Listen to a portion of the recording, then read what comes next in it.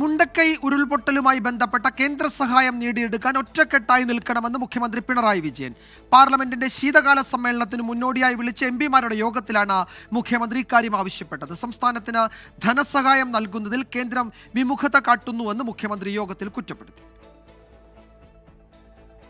Thiruvananthapuram Thycaud guest ഹൌസിൽ നടന്ന എംപിമാരുടെ യോഗത്തിലാണ് കേന്ദ്ര സഹായം വാങ്ങിയെടുക്കുന്നതുമായി ബന്ധപ്പെട്ട ചർച്ചകൾ നടന്നത്.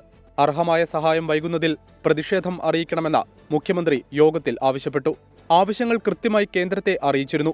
ഒരാവശ്യത്തിനും കേന്ദ്രം അനുകൂല മറുപടി നൽകിയില്ലെന്നും മുഖ്യമന്ത്രി. കേരളത്തിന് അർഹമായ ദുരന്ത സഹായം വൈകുന്നതിലുള്ള ഗൗരവതരമായ പ്രതിഷേധം നമ്മൾ അറിയിക്കേണ്ടതായിട്ട് വരും. അത് നമ്മൾ പാർലമെന്റിൽ ഗൗരവമായിട്ട് ഉന്നയിക്കേണ്ടതാണെന്നാണ് തോന്നുന്നത്. ദുരന്തബാധിതരുടെ വായ്പ എഴുതി തള്ളിയിട്ടില്ല. എംപിമാർക്ക് 25 ലക്ഷം രൂപ വരെ ചെലവഴിക്കാനാകും.